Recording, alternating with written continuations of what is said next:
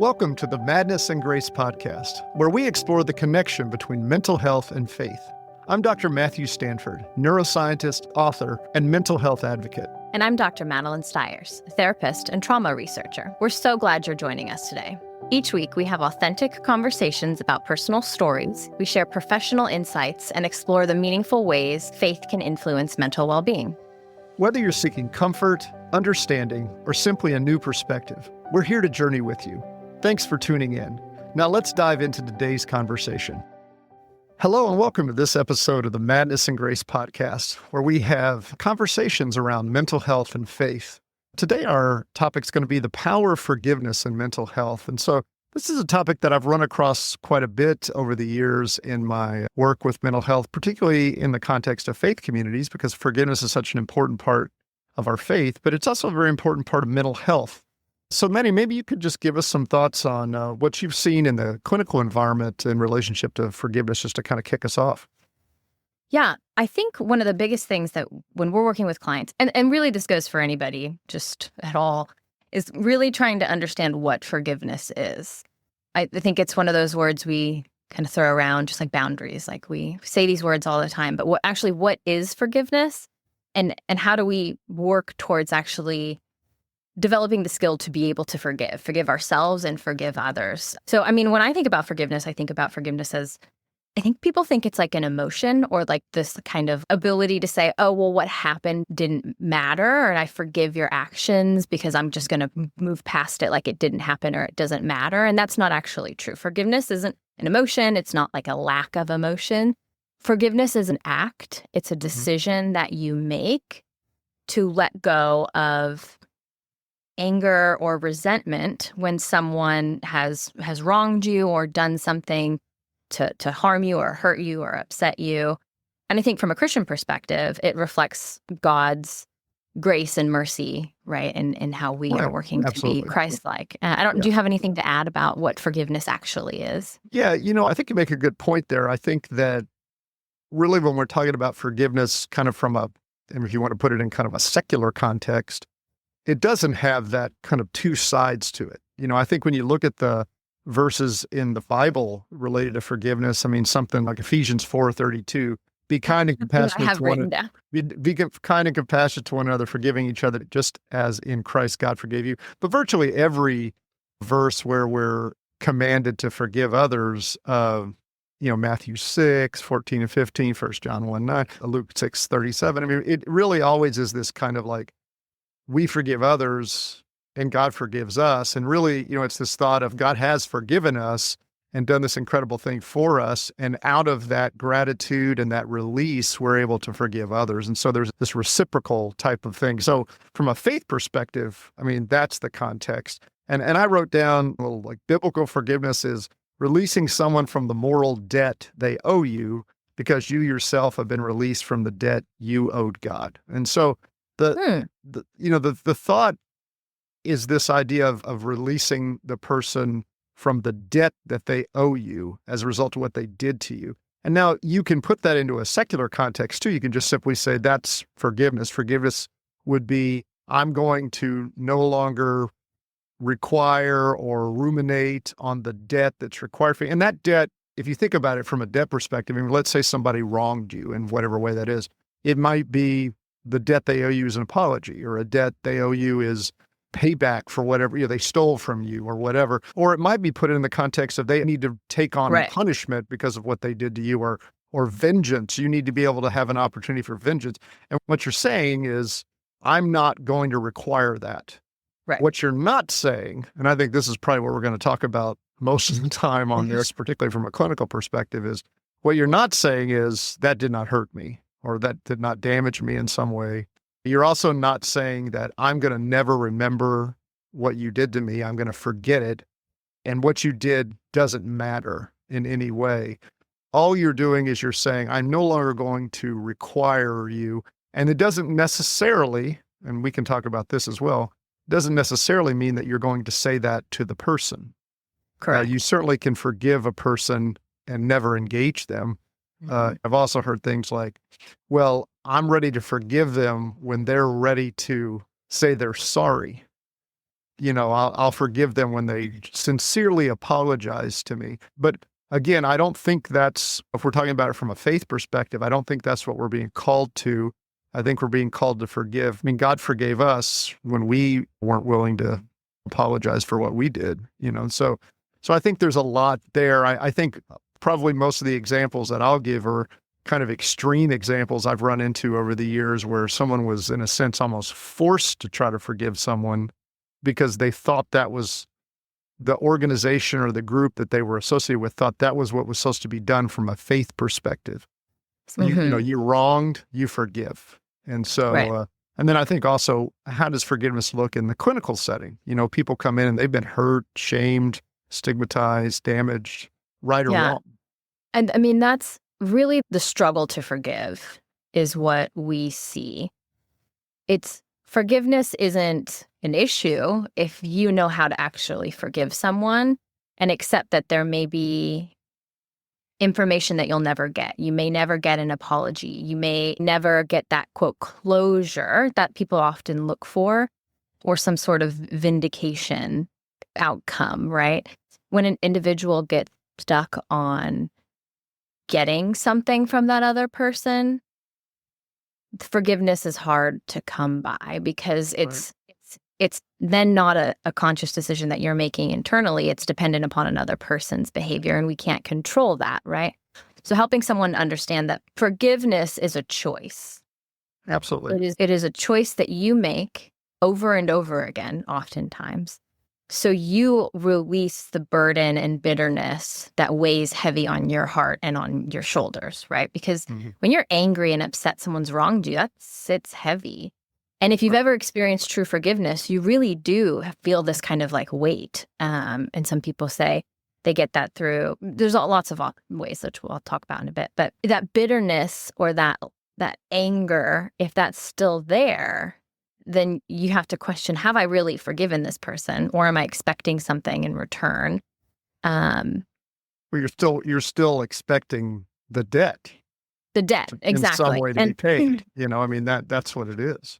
I mean, I know some people in my life who are just really good at forgiveness, and they just go, I forgive you, and they'll set boundaries and they manage the relationships, or they decide to not engage in those relationships any longer. And I'm like, wow, that's amazing that you can do that. But a lot of people will say, and they truly have forgiven that person, right? But a lot of people will say, I forgive you. And then they start thinking about it. And in that moment, they really did forgive them. And then later they start ruminating on what it is that person did, or, if it's like infidelity or something along those lines, relational things with someone who's close to you, not necessarily a stranger. And this is where forgiveness gets tricky, is you then have to forgive that person again in that moment and forgive that person again. And I want to be clear, I'm not saying can take continued abuse or mistreatment by someone and just keep forgiving them for every instance that it happens. No, if someone's continuously... We're talking about particular like one instance or event, like, for example, infidelity, like if it happened once, when you think about it, it's going to bring upset and hurt and pain back up, but you have to then move through that forgiveness again. Well, forgiveness, I mean, I think a lot of times people think of forgiveness, and as you said, it is a decision and it's an act, and there are certainly thoughts and feelings that go with it, but it's also, it can also be a process. And I think that, a lot of times it's like, okay, I forgive you. That's it, we're done, And so the reality is that you first may be able to say, well, I forgive you. And then you're able to let go maybe some of the anger that you haven't been able to let go, some other feeling associated. So I think a process of forgiveness is certainly appropriate. I don't see anything wrong with that. I mean, we're human, we're struggling.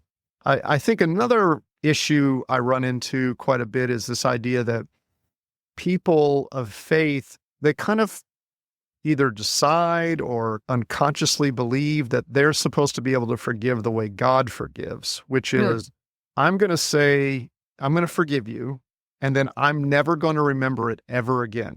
And I'm never going to be able to hold it.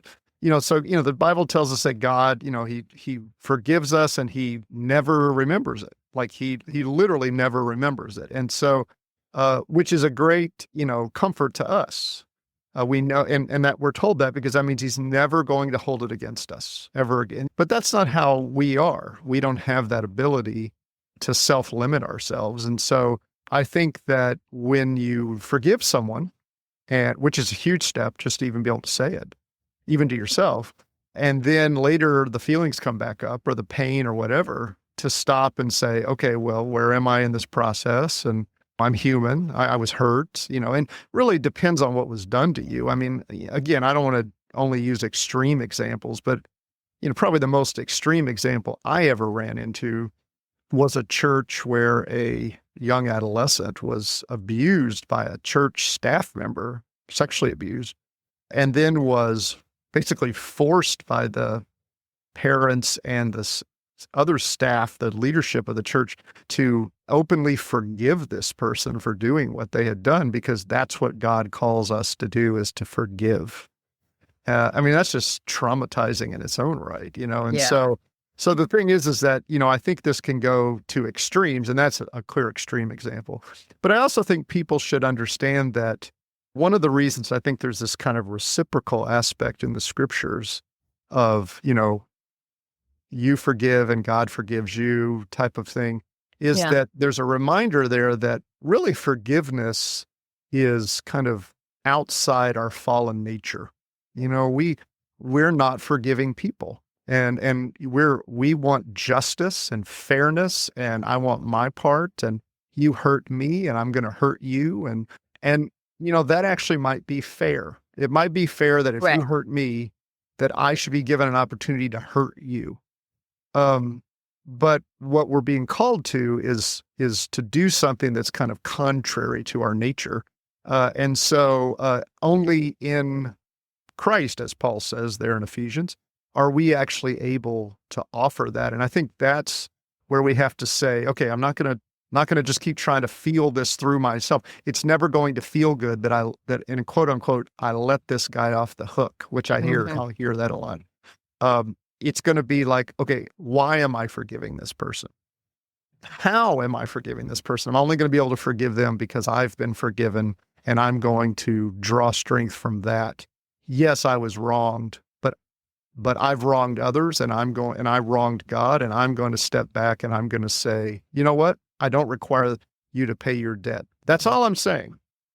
Have you run into, say, clinical clients that they've been probably traumatized in some way, and they just simply can't let go, and then that kind of precludes them from being able to move forward in their, and again, I don't want to Healing. minimize Yeah. their trauma by saying can't No, let go, just get over it. That's but not at all what we're saying. they can't move forward in their own healing.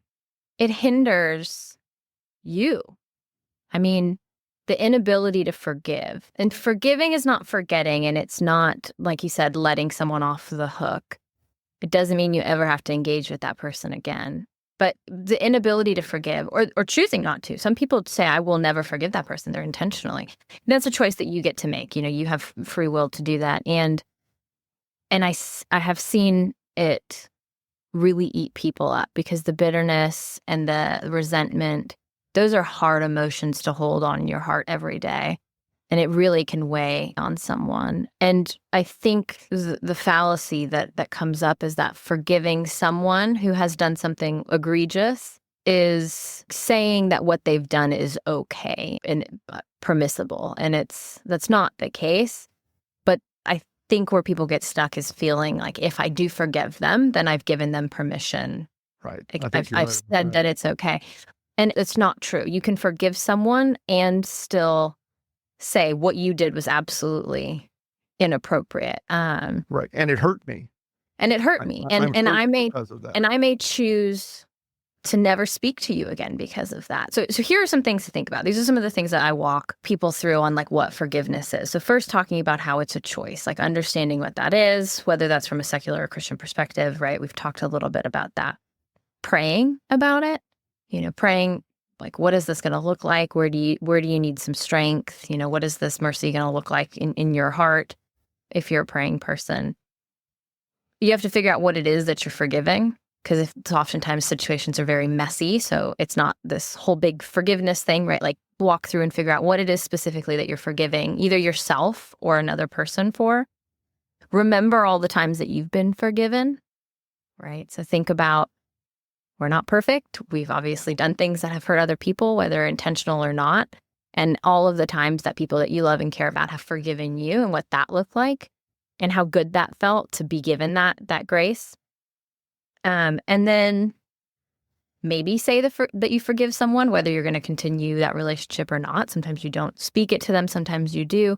And then set boundaries. So figure out what the boundaries are that need to either be reestablished or set up. Or are you ending that relationship? What does that look like? So having all of that set up can help make forgiveness feel a little less kind of free floating, right? It's like there's a process to it. This is what I'm working on forgiving. And then remembering, like you said, that forgiveness is a process. And part of that process is it's not necessarily, okay, I've walked through these steps that Maddie just outlined, and now I'm done, and the forgiveness is over. When you think about the situation and the emotions start to arise again, forgiveness doesn't mean those emotions go away. It means that you're going to continuously work to release them, and people do that in different ways. So it doesn't destroy you. Absolutely. And, I think one of the things that people don't realize a lot of times is that we really get into this idea of fairness with forgiveness. And the reality is that forgiveness, while there certainly potentially is a benefit for the person who's forgiven, okay, the forgiver receives the greater benefit, in my opinion.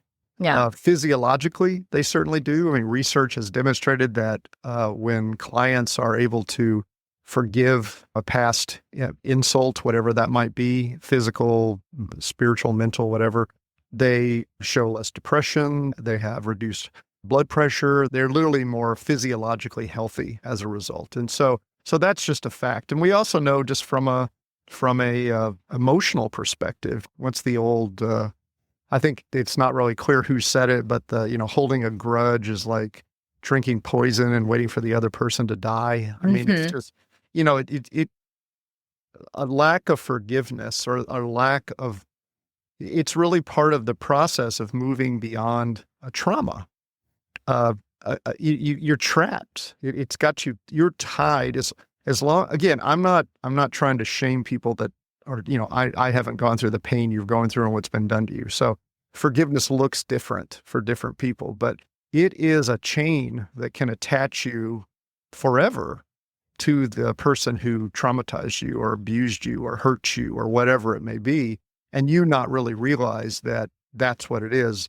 What you believe attaches you to them is their lack of remorse, their lack of paying the debt, whatever that might be.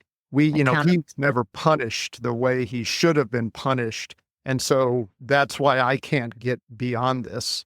And unfortunately, we have no control over a lot of times whether the person's going to be remorseful or pay back the debt or whatever. But we certainly have the ability to begin to process what's occurred to us. And as part of that, offer some kind of forgiveness.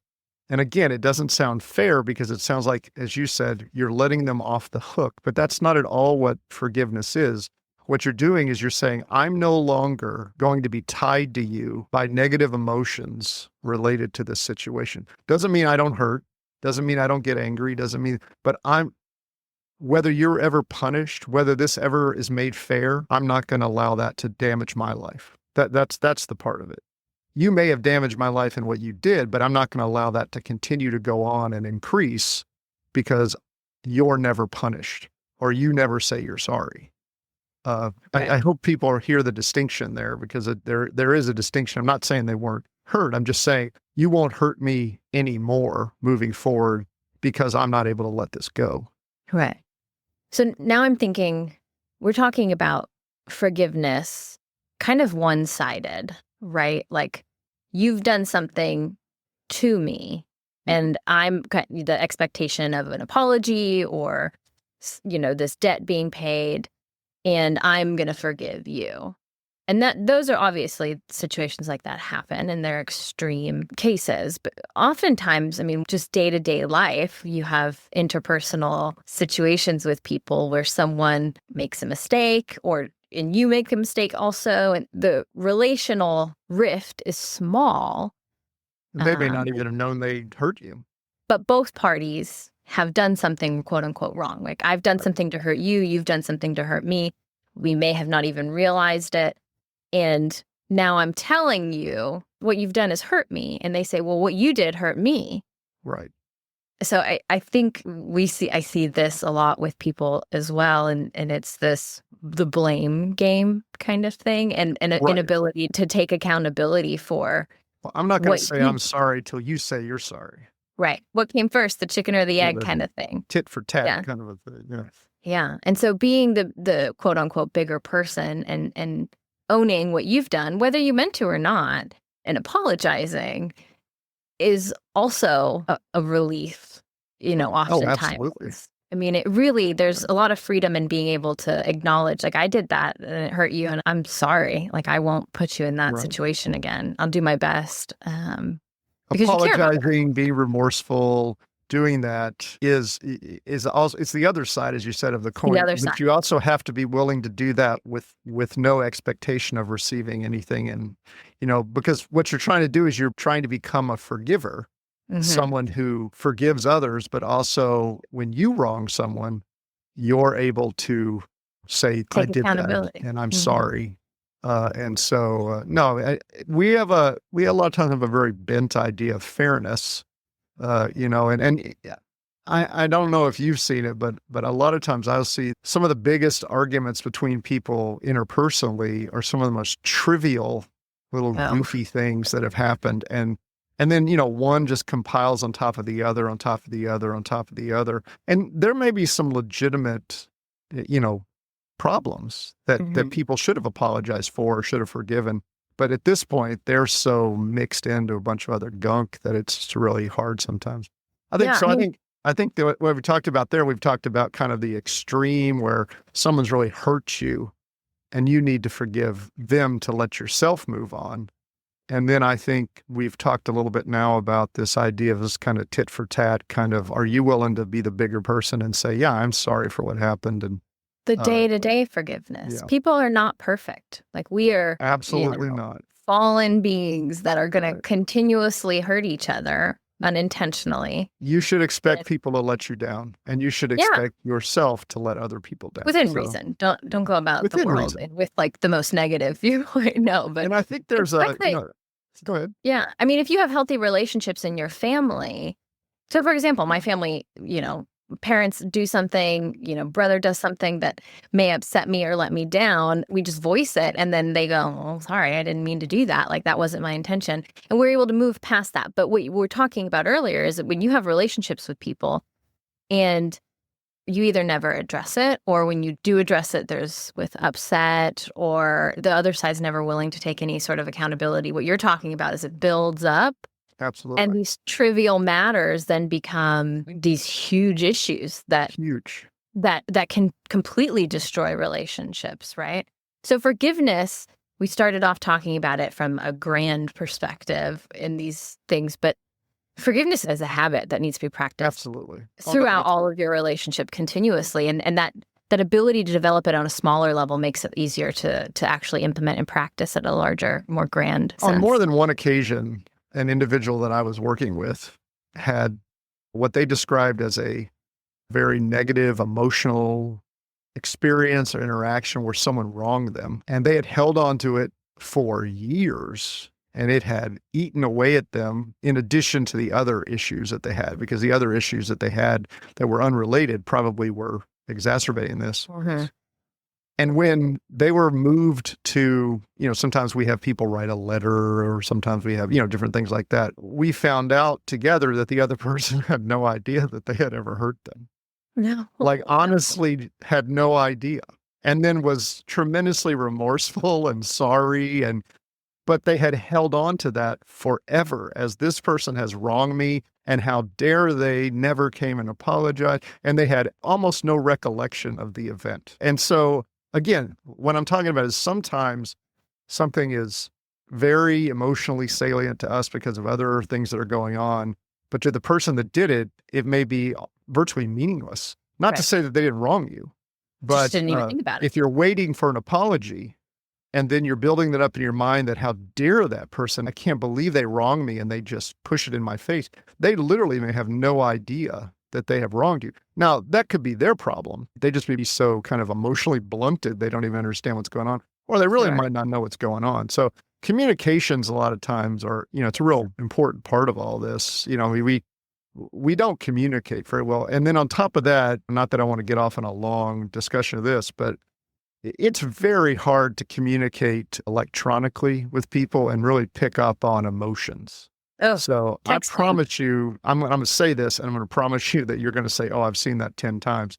I have had so many people say to me, can you believe this text that she sent Oh me my and God. he sent me? How snotty is that? Read this email. Right. And you're like, what? Like, I Yeah. have no clue what the emotion is behind that, I mean, they've So, done studies, and they think most people think that they can read tone in right. text or email, right? They're so certain, like 100% confident that they could interpret the tone, and like No 80 idea. to 90% of the time they're so off and wrong on what was intended. I And mean, it's that's why emojis were invented, but they themselves don't really it's not reflect the same. actual No. emotions very well. So, yeah, so I It's think, like, I right. think we have to be a little bit more aware of, the day-to-day interactions and kind of hurts that we have. But again, forgiveness is, for both individuals. You're forgiving someone else because it's a benefit to you, and you're forgiving someone else because it's a benefit to them. And this is why being human is so hard, right? Because we've been talking about forgiveness, and then we start talking about communication and how really kind of the precipice of forgiveness is you have to be able to communicate as well. So it's being human is hard. And, you've got interpersonal relationships to deal with. You've got all your health you've got to deal with. So, Well, I think, what I'm going to do is I'm going to segue here in a minute to self-forgiveness, because it's Mm. another form of forgiveness that we should talk about. But I think we could get off on a whole discussion here related to this on just how kind of naive people are about what their emotions are, and Oh, yeah. and even reading other people's emotions. And so we here at the Hope and Healing Center, when we're working with clients, I mean, one of the sessions we have is helping them understand their emotions. Like, they a lot of times don't even know More what than emotion they're one expressing. session. Do what? It's more than one session Yeah, usually. absolutely. So, but it's just they the don't process. necessarily even know the difference between anxiety and anger and different, and I know that may sound funny to some people, like, of course I know the difference, but do you know the difference in others?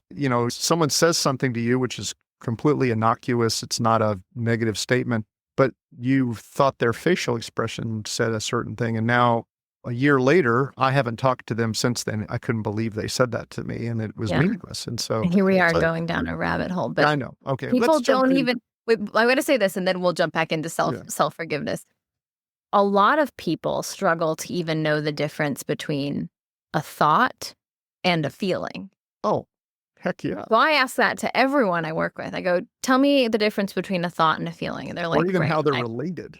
right. That- Or what is that- a thought? Explain to me what a so, thought is. you Right. know, So I- for you listeners, try to say out loud what a thought is. And maybe you'll realize it's a little bit trickier than. they very often, they completely separate them. And I've had more than one person I've explained to them the idea that, well, you have a thought, then that leads to a feeling.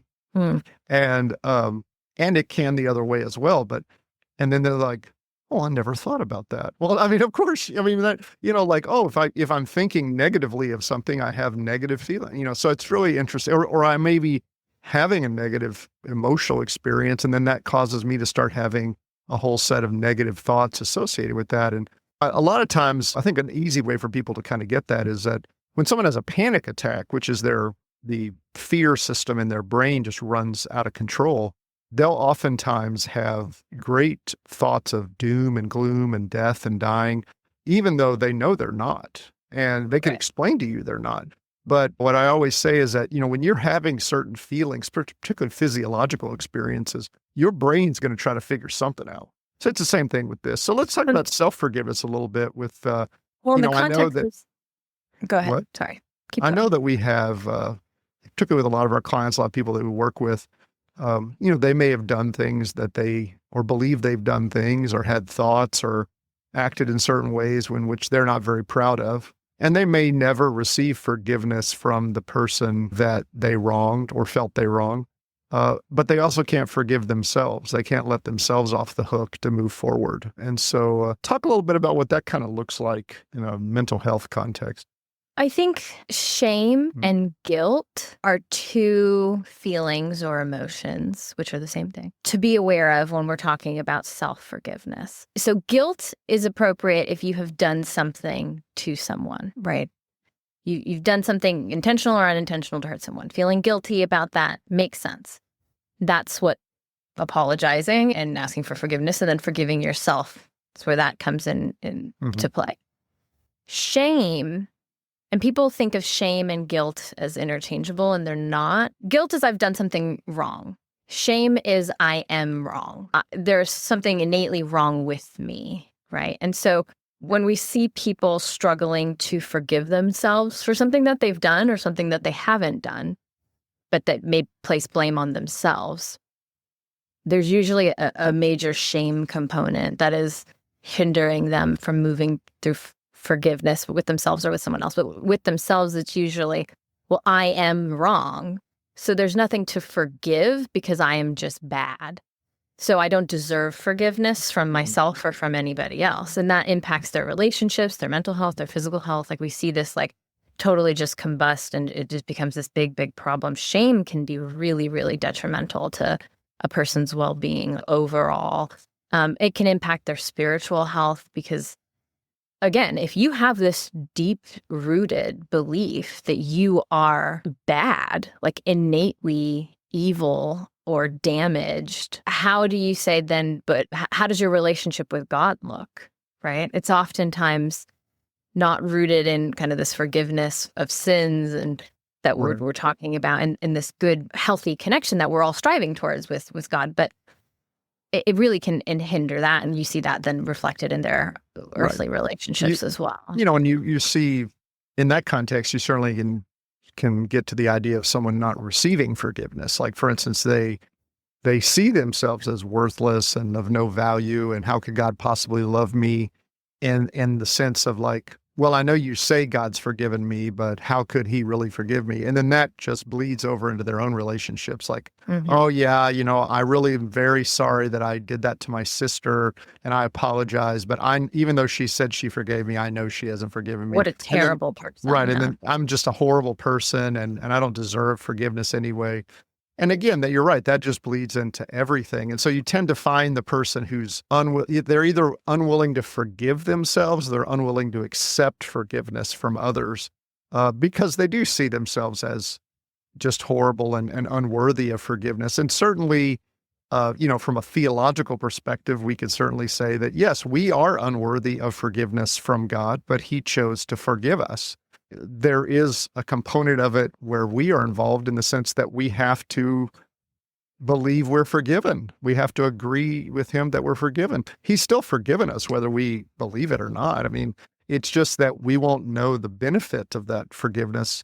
And I think, again, that gets back to where we just started this whole conversation, this idea of within a faith community and within our faith, the idea of being forgiven by God and forgiving others, they kind of go hand in hand. And so out of forgiveness, we're able to forgive. And I think that there is a truth in the fact that we're so broken that we can't forgive others until we receive forgiveness. And so I think there's real honesty in that. But I think this is a tremendously important, I mean, even within the mental health world, there have been forgiveness-oriented therapeutic approaches developed, particularly for people who have suffered trauma and things like that, where forgiveness is a major component of the therapeutic intervention, where specifically they can forgive themselves. People that have been traumatized are tremendously shamed. I mean, they feel responsible for what's occurred to them, or responsible for what happened to others around them. They're usually told that they're responsible. Absolutely. For it. And then they have to forgive themselves. Some people might just say, let themselves off the hook. They have to be willing to let others be concerned about the moral debt that has to be paid. So to get back to that, as we're getting close to the end here, this idea of, you know, let's say you've been assaulted, whatever that might be, and you are trying to work through your trauma. You know, it wouldn't be a bad thing for you to work to a point where you could say, I'm not responsible for making sure that the person who wronged me is punished in some way for what they did to me. I'm going to let the system deal with that. If they're able to deal with that, great. If they're not, I'm still going to be able to live my life and move forward. That might be a part of your process.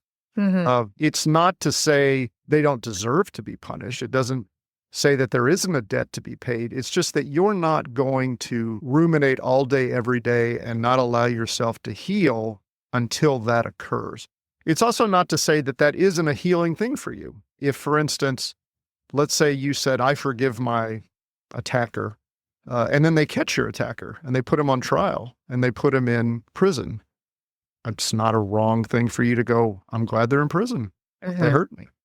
You know, I think a lot of times we try to, I may have said this earlier, we try to say, well, we've got to forgive like God forgives, but we're not God. It's not going to happen like that.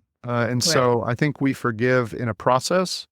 I think we have to be forgivers at as many instances as we can be on our daily interactions so that we are more apt to forgive.